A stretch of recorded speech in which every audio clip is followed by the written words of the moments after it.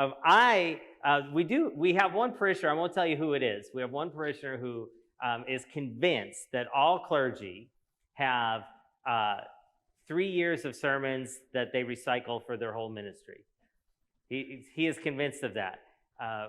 You might know our reading cycle is a 3-year cycle. So we have 3 years worth of 52 Sundays and holy days, and we kind of cycle through that every 3 years, and we start over at the end of it. So he's convinced we just do 3 years of sermons, and then we coast off that for the rest of our ministry. I try to tell him that's not true, because I don't write my sermons, so how could I'm not smart enough to remember what I said 3 years ago. But it is true for one day of the year, Mother's Day. I have one Mother's Day sermon, and I like to give it every Mother's Day. So for those of you that have heard this before on previous Mother's Day, bear with me. But it is my one Mother's Day sermon that I give every Mother's Day. He is true. He is right on this one Sunday, Mother's Day Sunday.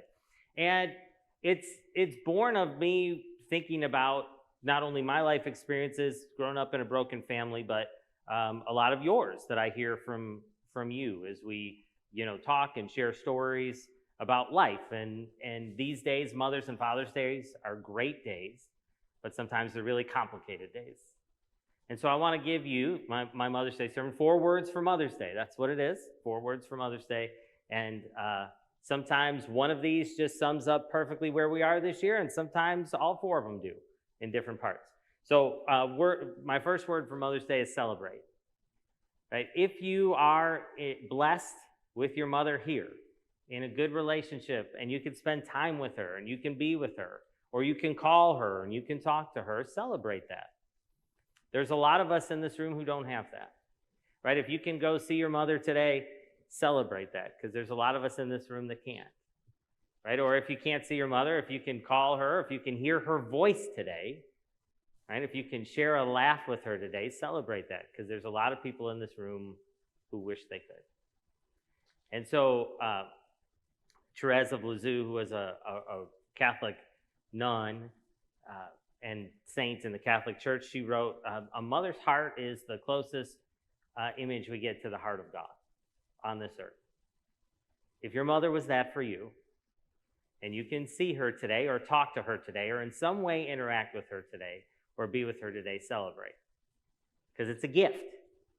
It's a gift, right? There will be a Mother's Day where that won't be the case. So enjoy that gift today. Celebrate your mother.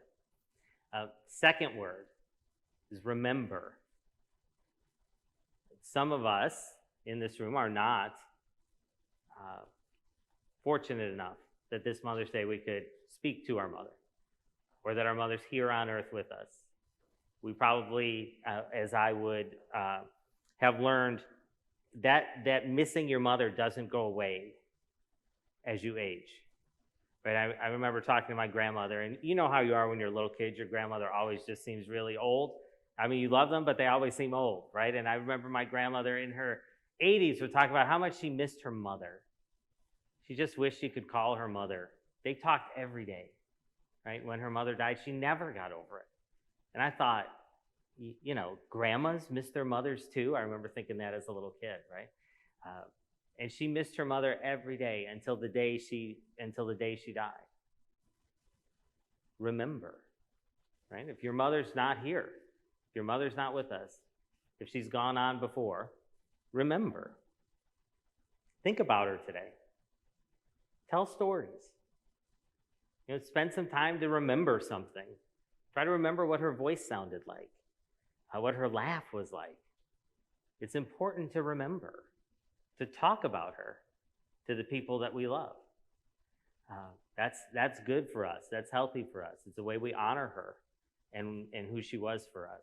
So if you are one of those people who wishes they could call their mother today but can't because she's with the Lord, take time today and remember. Remember. Tell a story. Think about what she sounded like. Think about a great memory. Just take some time to remember. We don't often do that in our just busy daily lives, just sit and try to remember some things, some more memories. But today's a great day to do that. Remember and give thanks for the gift that she was for the time that we had her. Now, I know that that's not the case for everyone. So while I expect that not everyone fits in this third word, I would say somebody will, because inevitably someone always does in any congregation I've ever been in. And so the third word is kind of hyphened, let go. Because there's always some people who didn't have great relationships with their mother. Or maybe their mother wasn't what we needed her to be, right? She may have had her own brokenness and stuff that she was dealing with, and it affected how we grew up. It affected our relationship. It affected lots of things. That's hard. And those wounds are deep wounds. They last for a long time, sometimes our whole life. But what God is calling you to do today is let some of that go as much as we can. It's work to let all of it go. I understand that's a big task, but to let something go of that, to forgive, maybe to understand, to let some of that anger or that hurt or that pain or that feeling of rejection, to let it go. Give it to the Lord, and He will take it. I know that sounds too simple to be true, but it actually is true. If we're willing to let go of it, if we're willing to say, Lord, take this from me. I don't want to be angry at my mother anymore. I don't want to feel rejected by my mother anymore. I don't want to be hurt and upset anymore. He will, if we're willing to let it go. A lot of times, I don't know, we hang on to it tight. It becomes part of us. I could speak to that on Father's Day. I could tell my story, similar stories, but that anger becomes part of us. And I know firsthand that the Lord is calling us to let that go, because it's not hurting her, it's hurting us. So celebrate, remember, let go. And then the last word is hope, because this is true more often than not. Our family is never really in a perfect place, right? Maybe your family might be, right, this year, this season, but surely you've had seasons where your family is not.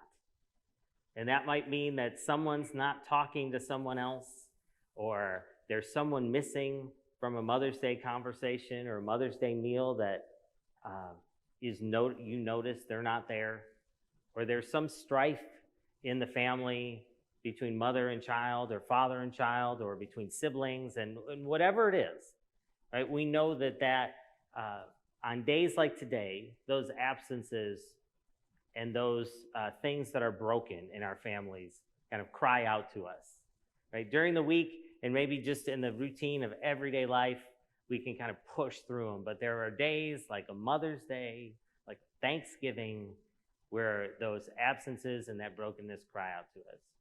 I can't remember a time in the first 20 years of my life when there's four of us, when all four of us were talking to each other and both our parents. That's a very sad statement that I made.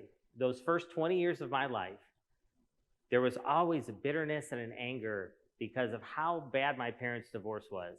There was always a bitterness and anger that siblings weren't talking to each other, that this one was mad at mom, so they weren't talking to mom this year, or this one was mad at dad, they weren't talking to dad this year. And it took 2 decades to get to a place where people were able to make peace.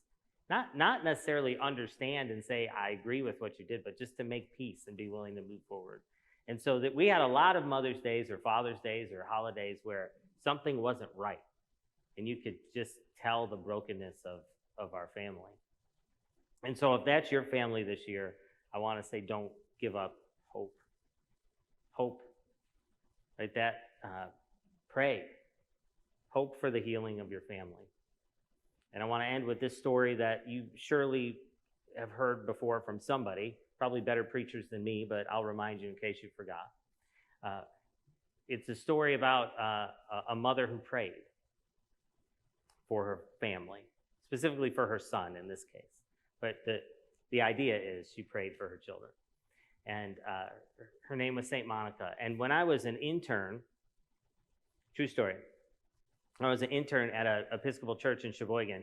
There were two kind of custom windows. One of them, now one of the parishioners at that church was a man named Kohler.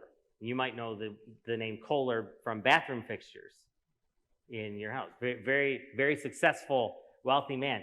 And it was, this is true, it was a Last Supper that the Kohler family gave to the church, but the table was shaped as a toilet seat. I'm not kidding. I'm not kidding. That was their custom, that was their signature on it. This is the Kohler window, right? It was Jesus around the Last Supper, but the table wasn't, you know, when you see the Last Supper, it's always like a long table. Well, this one was shaped like a toilet seat. It was a round table. So that was one. That was one window on one side. The other one was given by the Boy Scouts, because this church was the first church to be a member of the Boy Scouts in the state of Wisconsin, and it was St. Monica. And St. Monica had her saying on it.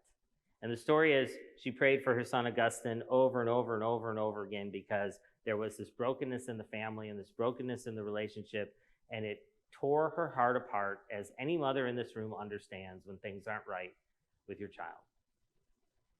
And she prayed, and she prayed, and she prayed. And for 16 years she prayed for her child, like any mother understands the never giving up, never stopping prayer you do for your child.